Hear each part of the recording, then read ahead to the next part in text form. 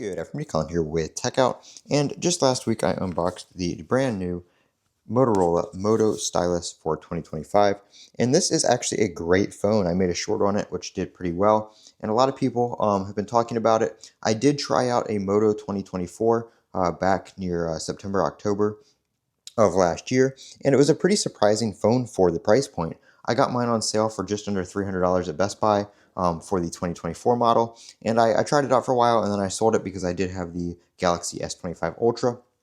But when this came out, it was still a very compelling price point, so I figured I'd give this one a shot as well, so I can let you guys know how it does. And coming from the Galaxy S25 Ultra, which is my daily driver right here, this phone for under $400 at $399, I guess we'll say under $500, since it's just at the $400 price point, is still a very, very worthwhile device. 256 gigabytes of storage, 8 gigabytes of RAM, and a Snapdragon 6 Gen 3 processor. So it's got plenty of power for day-to-day tasks. It is not a top-of-the-line processor by any means, but for your regular day-to-day use, it does just fine. So it runs all my apps just fine. I did actually kind of set this up to mirror the look of my Galaxy S25 Ultra.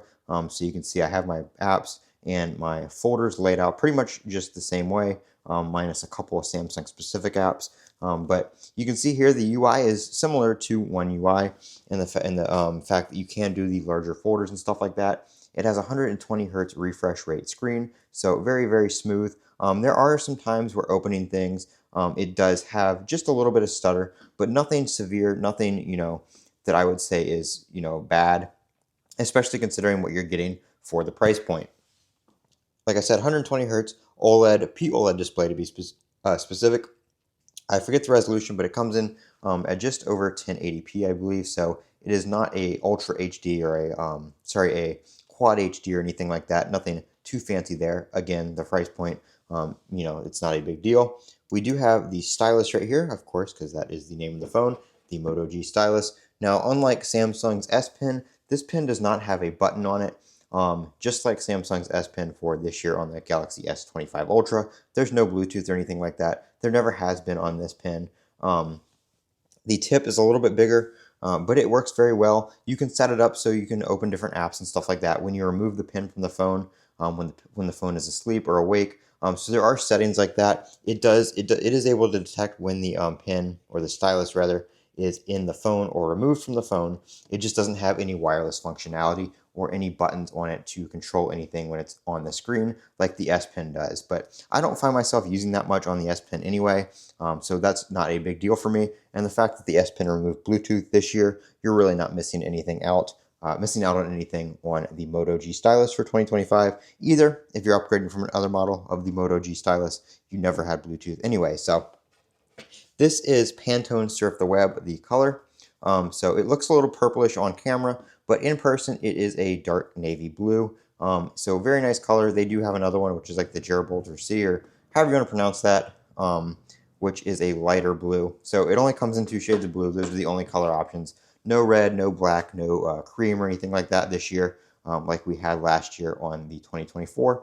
But it is a leatherette back, so feels very nice in the hand. You don't have to worry about the back cracking or anything like that. We have your cameras right here with your flash. This does have expandable storage, USB-C, and a headphone jack on the bottom, so very nice to see there. And then you have your SIM tray right there. Volume and power are all on the the right side. The volume and power buttons, the 2 volume buttons up and down are separate. So it's nice because you can tell between the volume and the power button down there, because there is a little bit of a space there in between the volume buttons.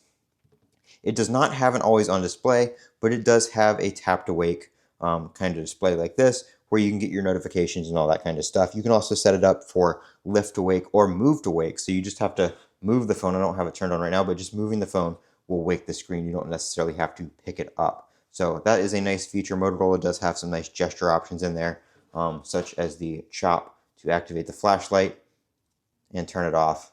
So that works very well. I don't have it activate accidentally, but it is very accurate when you do actually want to activate the flashlight. So very nice feature there. Again, under $500, great phone for that. If you're looking for something where you want the stylus, it's an absolute beast of a phone for that, and the price point, even just the performance and the battery life for that price point is great. So consider consider the Stylus a little bit of an extra there.